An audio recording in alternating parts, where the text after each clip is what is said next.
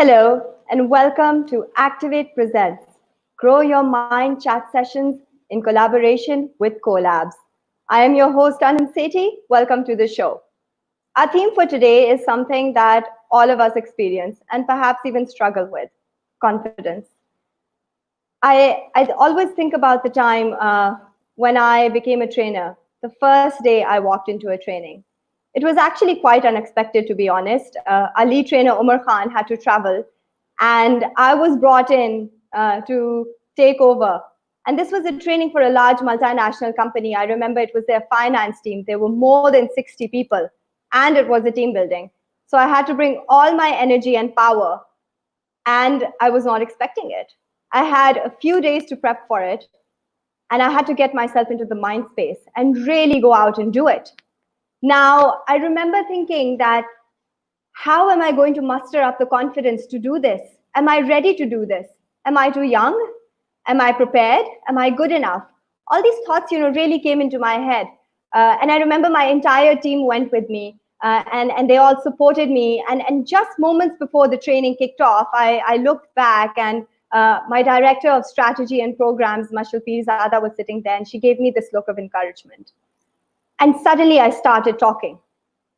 The more I spoke, the better I began to feel. I had been extremely nervous before this, almost to the point where I thought I couldn't really do it. I was so anxious. And then suddenly, this assurity began to settle in that perhaps it's going to be okay after all. Confidence, after all, is about self-assurance and faith that you and your abilities can bring you through a situation, any situation you might want to put yourself into. You might be uncomfortable, and it might even seem unnatural. You might think, oh my God, why did I sign up for this? It would have been so much easier if I just hadn't put myself out there. But after all, the more you put yourself out there, the more faith you get in yourself. And I believe that that really takes you forward in life and in circumstances where you're expected to show up. Now, I'm so honored to have someone today who can really talk to you about confidence, about speaking to large audiences, about managing crisis. Somebody who has done this time and time again, a leading marketing and communications expert with over 17 years of experience. She has worked with some of the largest global companies in B2B and banking, FMCG, oil and gas. Please welcome the Regional Communications Director, Greater Middle East of Tetra Pak, Sonya Kayani. Hi, Sonya. It's so lovely to have you on the show. Hi, Anam. Thank you so much for having me and for that very, very illustrious introduction. I hope what I'm going to say during this session is going to live up to that, because you've put the pressure on for sure. No, not at all. Sonya and I, we have been talking about this for a while now, and I'm super excited to share some of our discussions and some of, your experiences with our audience. So I'd like to begin with something which I think all of us have at the back of our minds. You have held so many leadership positions in your career. And before we talk about confidence and really all of these things that make us great leaders, I'd like to ask you, what does leadership mean to you? I think leadership to me, or someone who's a leader, is someone who's able to set an example. Be that in the way that they work, in the way that they conduct themselves, in the way that they treat people, in their work ethic, anything and everything about them is, and it's someone who inspires you to do better work, to improve upon yourself, someone that you would want to emulate in your professional life. So to me, that is real leadership. And I think one of the things that I mentioned earlier, how you treat people. I think leaders are defined by how they treat people, how they make people feel about themselves.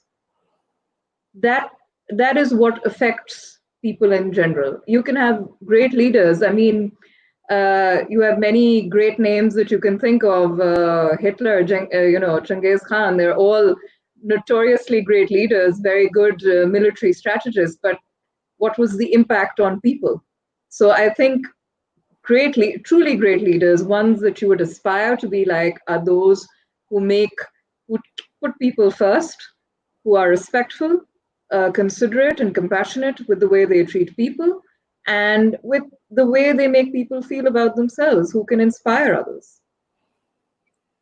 So Sonia, you've had a long and illustrious career, and leadership has always been a part of your life. At what point in your career do you think that you truly transitioned and manifested this definition of leadership? And how did that come about in your journey? Anam, I'll be very honest with you. I've never really thought of myself as a leader. I still don't particularly think of myself as a leader. I've just always seen myself as a professional who has a goal put in place and who needs to achieve that. If anything, I've always thought of myself as a team player because I feel like, I can bring people together from diverse backgrounds. I can, manage to take them on a journey with me towards achieving a goal together in a way that is efficient and productive, result oriented, and in a way that they feel happy about doing what they're doing. So, but your question, makes me reflect a little bit on my life so far. And I think assuming responsibility is something that I've always done. So whether it was in university with your projects or even within my group of friends, my family, my home, and of course in my professional life, I think I just have a natural tendency to take responsibility, to take ownership, and to be able to bring people together from diverse departments, backgrounds, etc., and to try and kind of make them move together in an efficient way. To be able to assign roles and responsibilities, to be able to assign resources. So that's something I do without really thinking about it. It's just the way I am. I haven't really, and I think that's a good thing.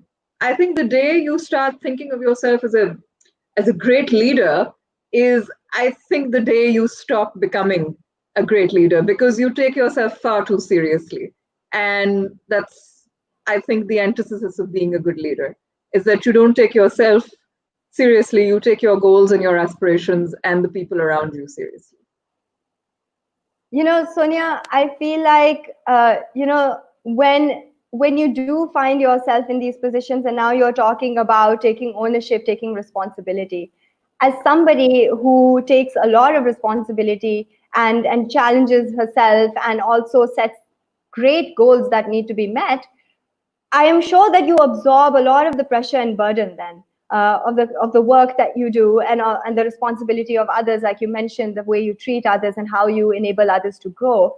And so throughout your life and throughout all the roles that you've performed, what are some of the greatest burdens or challenges perhaps that you have faced, and how have you conquered those? Anam, I've encountered a great many challenges in my personal life and in my professional life. But to be honest with you, I don't view it as a burden. And I don't view it as a challenge, because every one of those obstacles has forced me to push myself out of my comfort zone, to push myself in terms of my endurance, in terms of my skills, my intellect. And I think in turn, it's just made me a better person, a stronger person, a more well-rounded professional. So I don't look at these things as a burden.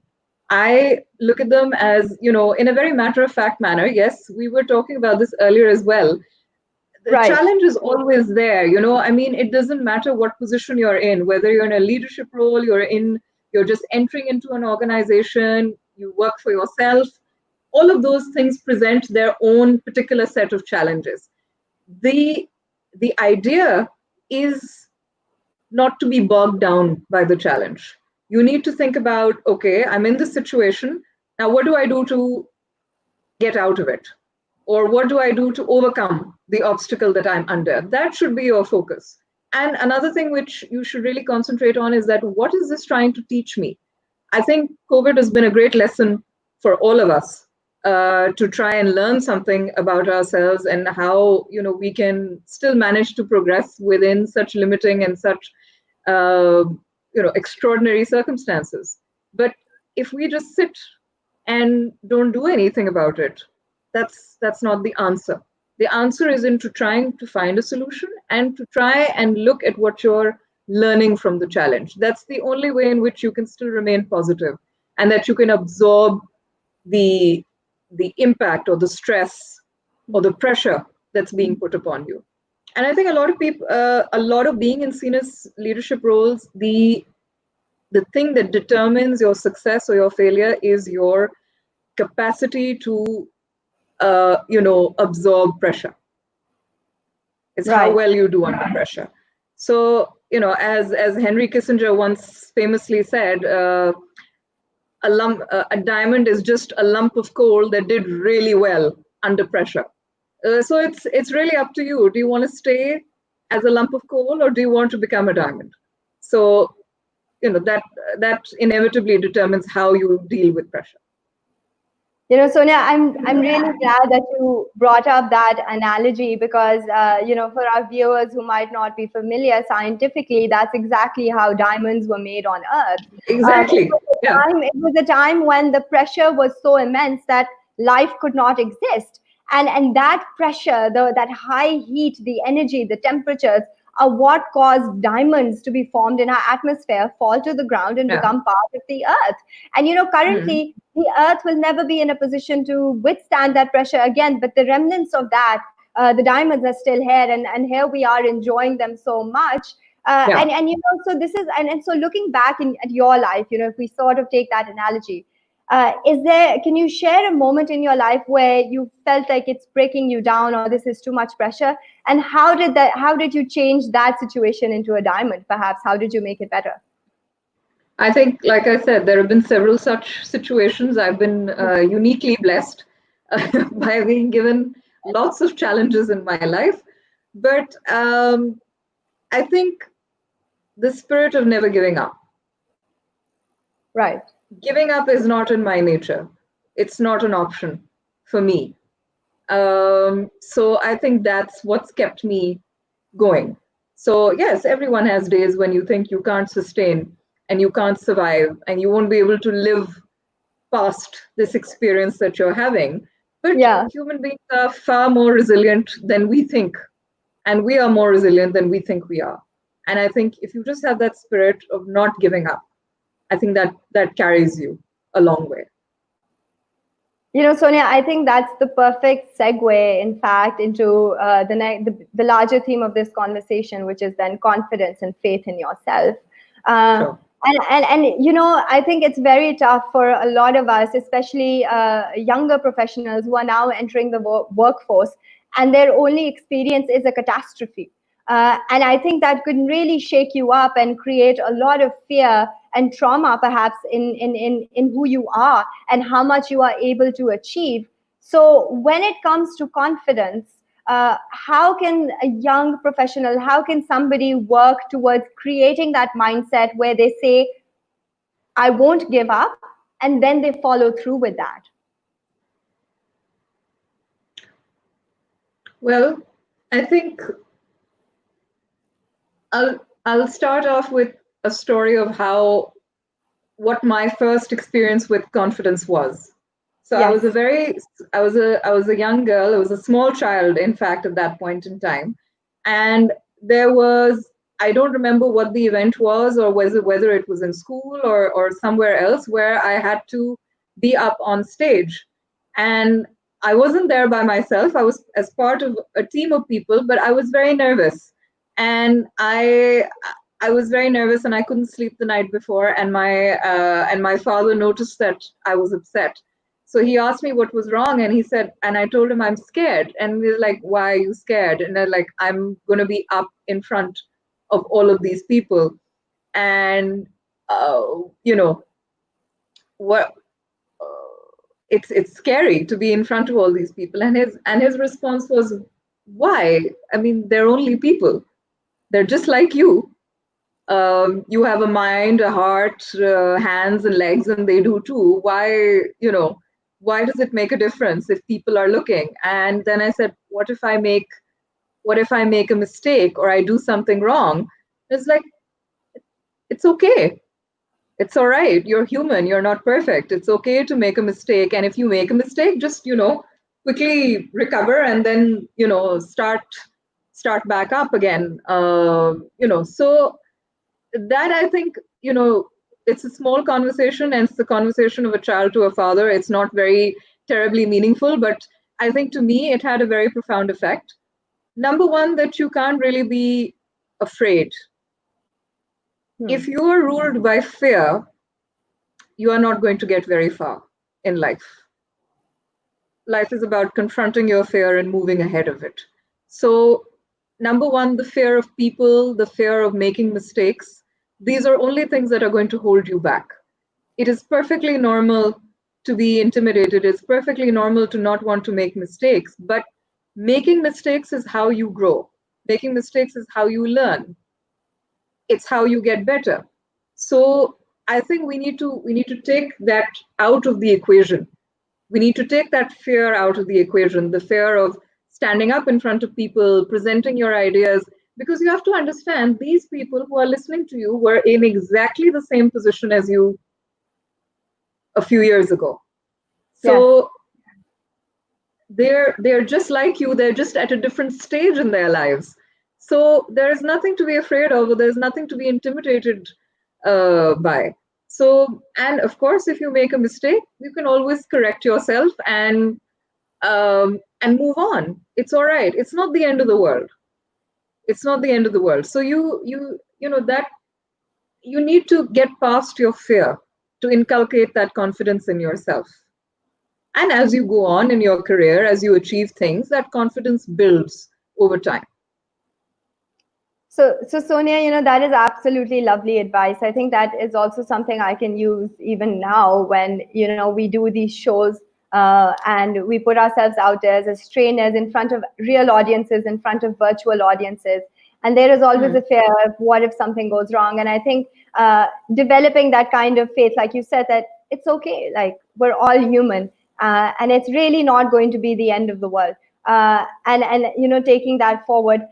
Now, Vajiha Shafi has a question. I'd just like to take this one before we move on further with this conversation. And Vajiha asks, in your opinion, is it practically possible to balance work life and personal life while being at the top of your career and strive to achieve more in your professional life? So do you think this is something that can be done? I think it's absolutely possible. And there are countless women all over the world who are proving that today. I mean, look at the Prime Minister of New Zealand. She's dealt with a terrorist attack, dealt with a global pandemic, all within the first year of her office, all while expecting a child, while looking after a child. So, I mean, if someone at the highest office in the country, why go far? I mean, Jacinda is a very recent example. Why not talk about Benazir Bhutto? She did it in the 90s when it wasn't even cool to do it. So, Right. exactly. So, I mean, there are countless women who are doing it today. I think we need to, kind of let go of this very kind of negative rhetoric that we have, in society where a working woman's children are always neglected. A working woman's marriage is always in trouble. A working woman's house is never in perfect order. Whereas I know for a fact that my parents' generation, there were many women who were working.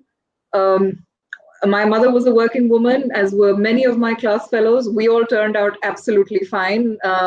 Their marriages were perfectly fine. In fact, they were exemplary, much better than what we have today. Their children turned out fine. So it's absolutely possible. It's a question of prioritizing, being organized, and of course, the support of your family or your spouse or your parents, whoever they are, is of course imperative in that.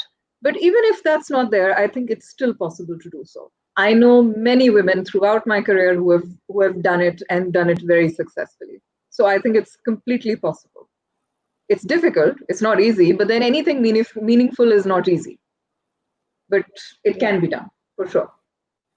Sonia, it's very interesting to hear you say that, because the words that you're saying, they're actually very true for someone like myself as well. As a female professional in the industry, there is a lot of pressure, to be able to be the best of both worlds, to be a great professional, to have a fantastic career, and to have a great family life as well.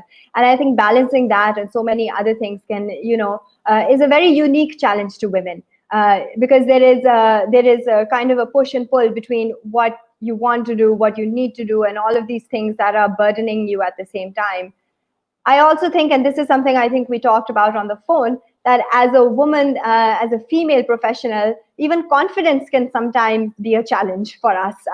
It's something that can present itself in a negative capacity. Maybe it can be misinterpreted by the people in our lives, where our confidence is sometimes viewed as a negative behavior pattern. And so what would you like to comment on that? What can you tell us about women who are struggling to find their confidence and wondering if it's okay to even be confident? I think it's very important to address the elephant in the room. Yeah. And that is that whether we like it or not, it is a truth, it is a fact, and it is a fact all over the world, not just in Pakistan, that the same behavior exhibited by both genders are treated unequally. Now, what do I mean by that? I mean, when a man is confident, well, he's just confident.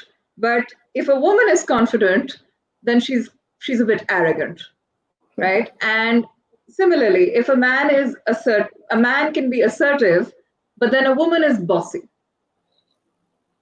Yeah. A man is strategic, a woman is manipulative. A man is passionate, a woman is over emotional.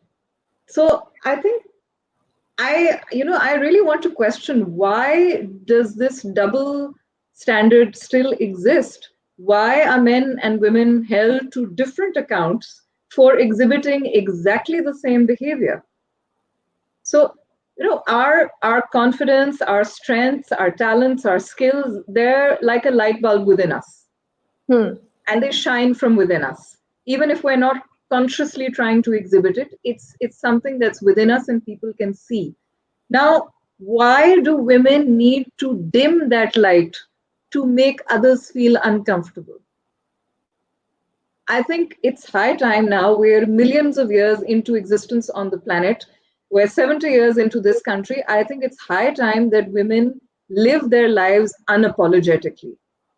We are always, a simple thing. Generally, when you see a woman asking a question, it starts with, "Oh, sorry, could I ask a question?" No, why are you sorry? Why do you have to be apologetic for having a question or having an opinion about something?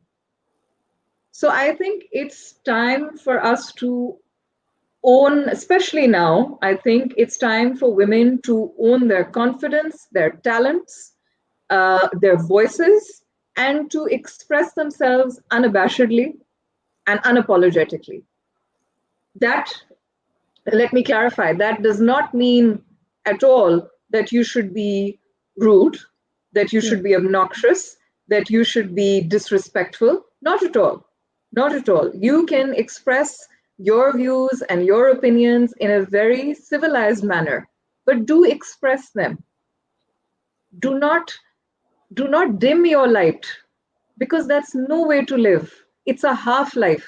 That's no way to live. You cannot reach your fullest potential if you are not living, to the maximum. Yeah. If you're not able to breathe, if you're not able to express yourself, then there's no point with that. Yes, it will make people uncomfortable.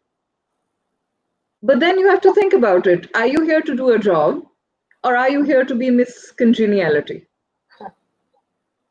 No, that's true, Okay? Sonia. Yeah, Right? absolutely. So, And and people will always have something to say. You could be the nicest person on the planet, and they'd still have something to say about you. People criticize, humanitarians like Mother Teresa for their approach. So, or Idi Saab, right? So people have bad things to say about even the most humane of people, even people who we consider angelic in a way. So Right. you could be the nicest person on the planet and they'd still have something to say about you. So the best thing to do is to disregard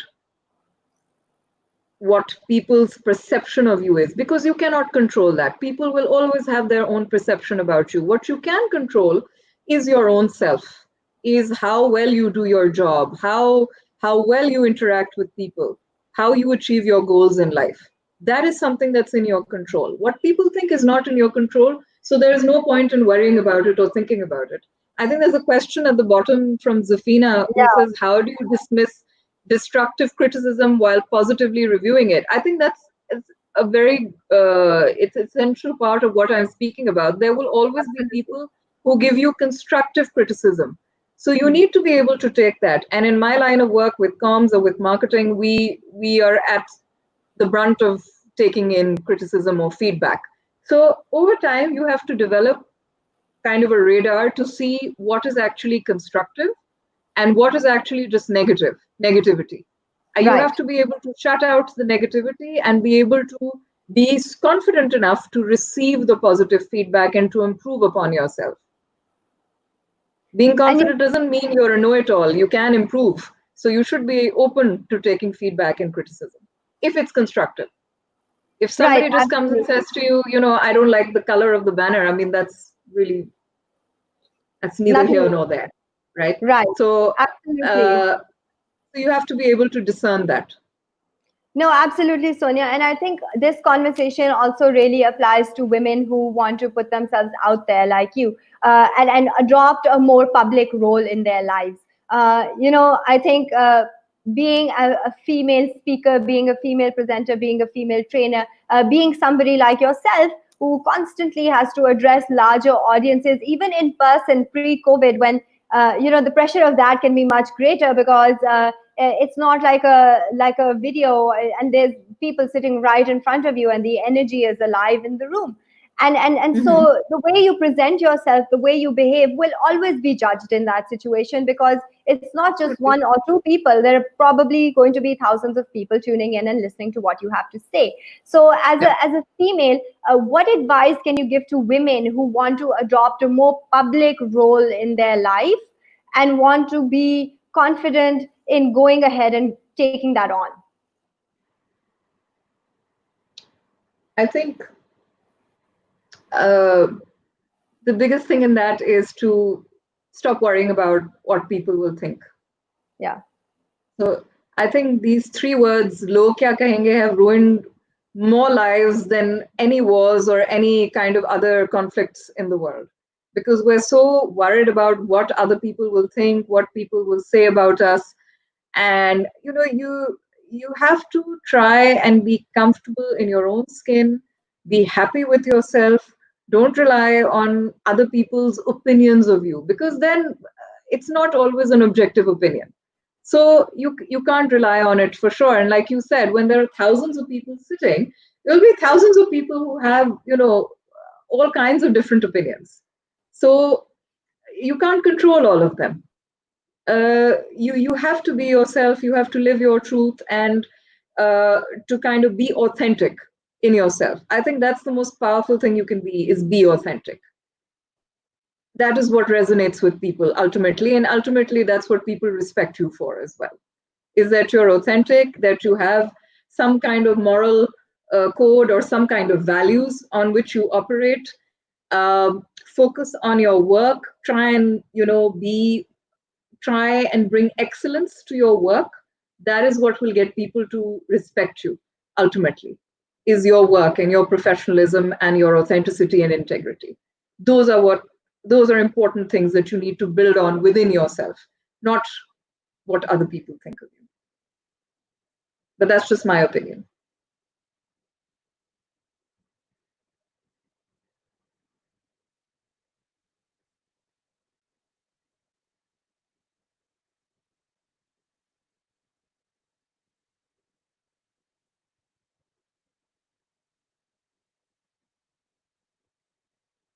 I think Anam's screen is stuck. I'll just wait for her to recover.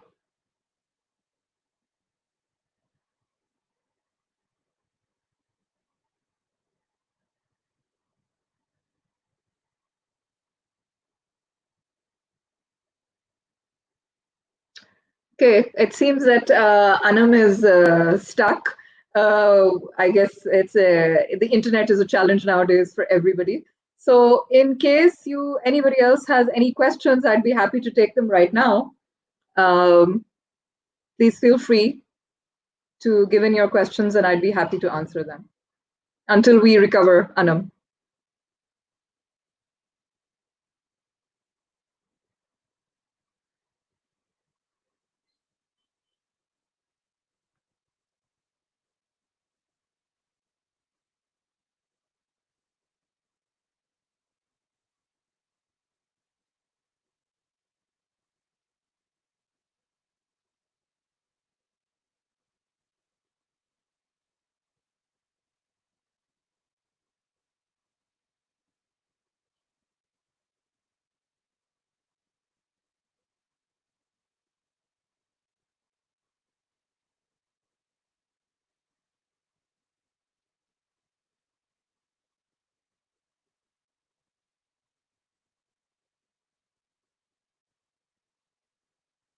Okay, all right. There's a comment from Jamil Saab. Thank you for your comment, Jamil Saab. So, interesting experiences from your career. So, I can just building on the topic that Anam and I were talking about, women in the public sphere. Um, All this is right, well, my oh apologies for that. Looks like, speaking of confidence, we had a little bit of an internet hiccup. I have three internets, and I will let you know that all three of them decided not to work right now. But no problems. We were talking about addressing large audiences, and we had one of the greatest yeah. presenters in the world with us. So I'm sure nothing was missed at all, and everything went quite smoothly. I am far from being the greatest presenter in the world. I hope to be Not one at day, but all. I'm certainly not the best, for sure. I'm No, sure there are many others who are far better than I. no, but thank you so We much for had taking over. Yeah. we had a comment while we were waiting from you, Jamil Jandua Saab, is asking about interesting experiences from my career in public speaking. So Wow. I'll tell you about a very funny, well, not haha funny, but interestingly funny experience at my previous organization. I was, and even in my present organization, I'm part of the crisis communications team. And in my previous organization, I was the media liaison officer. And as part of my role, it was my job to speak to the media and the press, etc. And one day we were having a training, a crisis management training, and within that training, a very senior person in the organization, we were preparing statements basically to give to the press about a hypothetical situation that had happened. And a very senior person in that gathering said, "Do you think we should have Sonia because she is a woman?"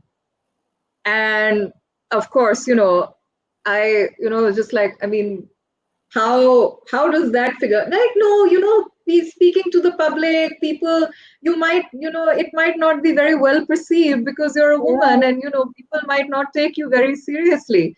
So at the time, it was a PPP government, and Sherry Rahman was the information minister. All So right. I turned around and I said, I'd really like to see you take that question up with her and ask her whether it's okay for her to speak on behalf of the government, given that she's a woman.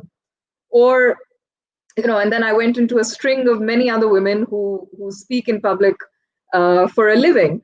And I was like, if it's okay for them, so why is it not okay for me to do so? And why does it make you uncomfortable? So, of course, that was the last time that person ever mentioned anything like that again in front of me. But I mean, it just goes to show that there is a double standard which is entrenched very deeply. And it's a challenge for women. I understand, and it's not easy. But shrinking ourselves to make others feel uncomfortable is not the solution. The solution is to be yourself and to be authentic and to speak up for yourself, because no one else will speak up for you as well as you will yourself. Right. So So you need to. Sorry. Yes, go ahead. So, just a few hiccups, but Sonia, I think it's really lovely that you've been sharing your personal experiences with us. I know that our audience has really benefited from you being here today, and and talking about being present and being a public personality and being a part of a larger audience. It really means a lot to us.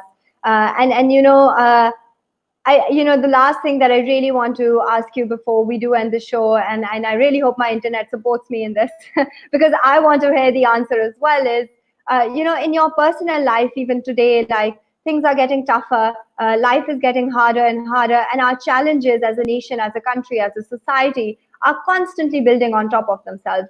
And so, how do you take care of yourself? What are some of the things that you do in terms of self-care and self-development that we could perhaps also adopt in our lives? I think for me, self-development is, and I think probably will always be an ongoing process. I always describe myself as a work in progress or someone who is in the process of evolution. And I just like to keep learning and trying to better myself so I can be the best version of myself. That's my aim. I don't want to be perfect. I just want to be the best version of myself.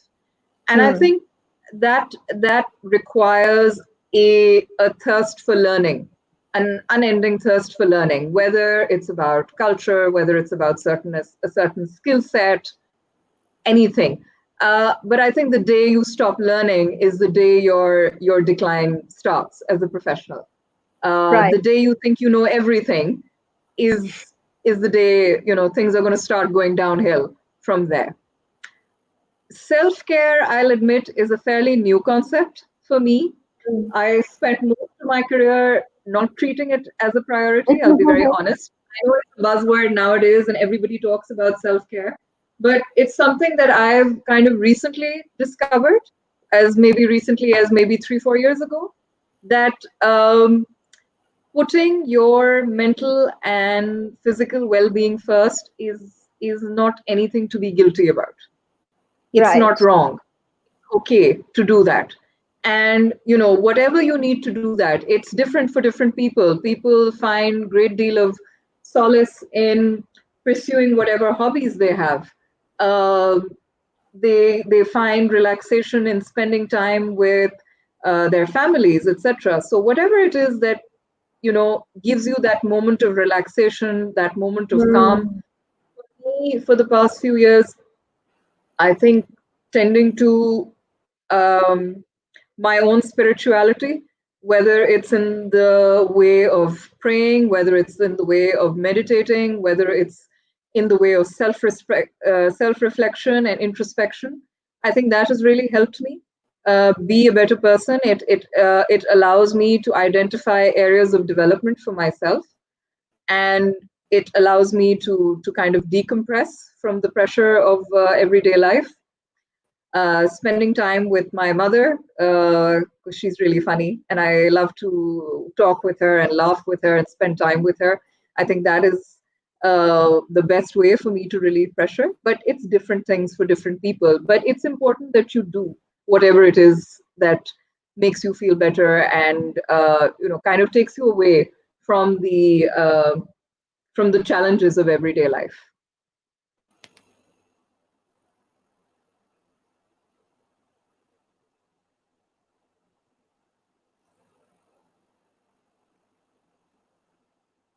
I think poor Anam's internet is acting up again. And there's a question. What has been the most fun All experience right. for you? Well, looks like there's a little bit Anam's of an back. internet. Oh no. Okay. So Rafi has a question. What has been the most fun experience for you working across the corporate sector for so many years? Rafi, I'll tell you, it's not one thing that I can put my finger on. I think if you love what you do, which luckily I do, every day is a fun experience. Some days less so than others, I'll be very honest. Some days are not very nice. But I think generally I've been lucky to have great colleagues, great opportunities to travel and meet other people that have been the most fun for me, and the most learning I've had is from that.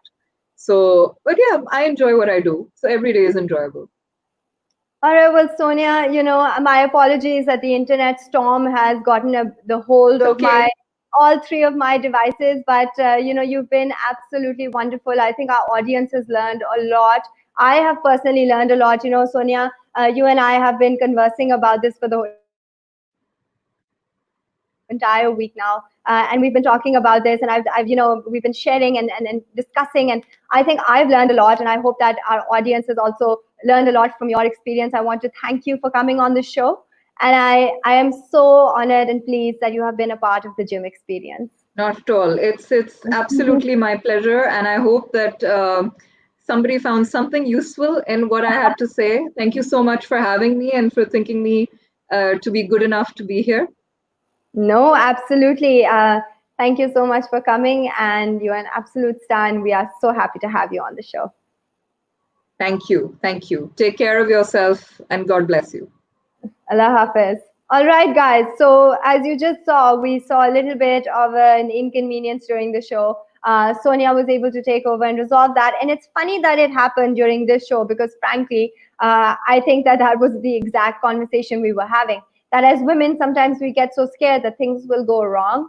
And this internet problem was always a fear of mine. I really thought that this was something that would happen and ruin a show. But as we can see, I'm still talking to you right now, and we are walking away with a plethora of advice and knowledge from Sonia directly. And so nothing was lost, everything was gained. I really urge you, for this week's gym task, I really urge you to go out like Sonia, like myself, and really put yourself out there. Do something that makes you uncomfortable. Take a risk. Let things fall apart a little bit. It's okay. Because if you're surrounded by positivity, if you're surrounded by good people, you will have the support. You will find somebody to take on the baton. You will find somebody to carry you through, and your message will get across in the end. So don't be scared. Don't let the fear take over. Let's all indulge in confidence. Let's all rejoice confidence in our lives. Let's all make ourselves a little uncomfortable, have a little bit of fun. So thank you for joining in. This is Anam Sethi. Activate presents Gym Chat Sessions in collaboration with Collabs. I'll see you next week.